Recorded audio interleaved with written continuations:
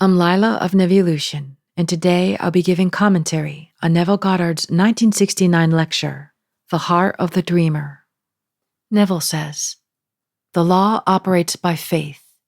If you believe no effort is necessary to see the fulfillment of your every desire, if you go to the bank and have money deposited there equal to your check, you will give them your check in the belief that because of your faith, they will give you the money you desire. Treat your desire in the same manner, knowing your desire exists in your imagination. Simply expect its fulfillment in the outer world. Try it. I have lived by this law all of my life and know that by applying this principle, all of your desires will be fulfilled." Too often, we hear Neville's words, and in the moment they make so much sense, but it's easy to fall back into the old way, and to overthink things, and to want to put too much effort. But let us remember this example. Just like when we deposit money at the bank, we know it's there. And now let us look at imagination in the same way. When we imagine something and we feel its reality, even for a moment, we must also know within, it is also ours.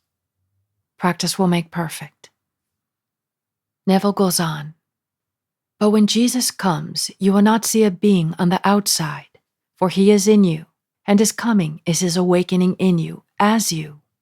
You already are the Lord Jesus Christ, but you will not know it until you return to the very center of the one who sent you out into this world of hell. If you don't believe this is hell, read the morning papers. They are filled with the happenings of people who do not know what they are doing. But it is necessary to experience all the blows of life in order to awaken and expand that little brain cell in the mind of the dreamer, who is God the Father. Contracting, you go out to the very limit of infinity to return, expanded into the very center of the mind of the dreamer as the dreamer himself." As Neville said here, if we only realized life is but a dream. We dream at night and it's so real, and most of us never even question whether what we call reality, or as some mystics call it the wake dream, is it but a dream? And when you think about this, that moment, you become lucid in the dream of life. Why do we want to stay lucid?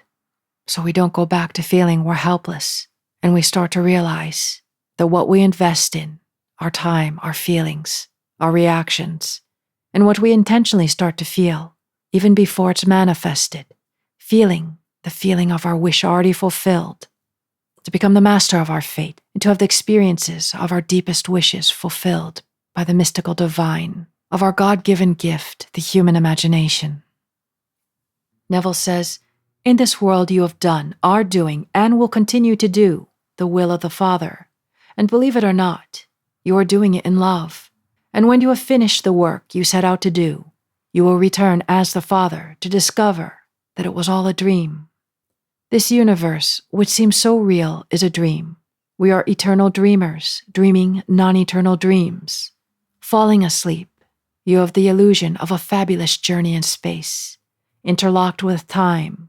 But when time is finished, you will awake to discover that you never left your eternal home, that you were never born and have never died save in your dream.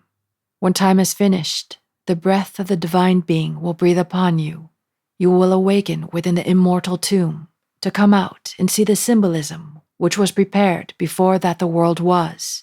Taking the infant child wrapped in a swaddling cloth in your arms, you will see a heavenly smile appear upon his face, telling you that your journey into the world of death is over. But because your brothers are still asleep, you will remain here for just a little while to encourage them, for they are all coming back, whether they have just started their journey or are now returning.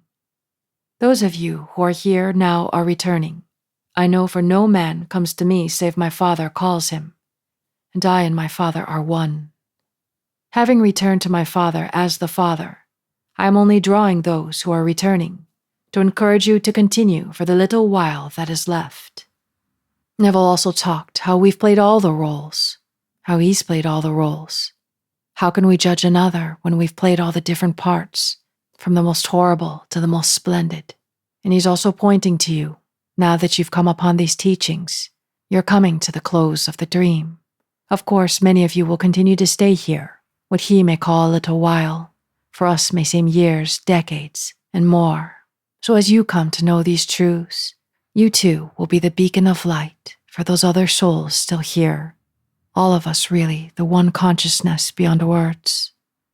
The quotes and commentary from this lecture are a little more on the short side, but let us take this divine nectar and let us go into the silence. In the silence, know who you are beyond any condition, simply that you are, that awareness listening to these words now.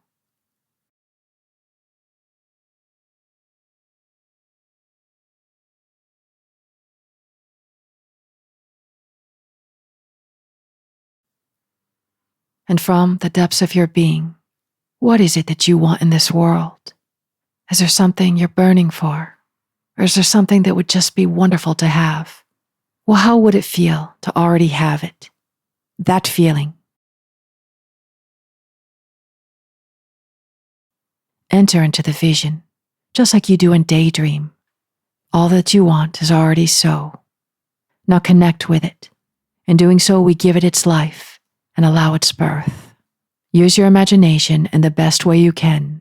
Enter the vision of your wish fulfilled.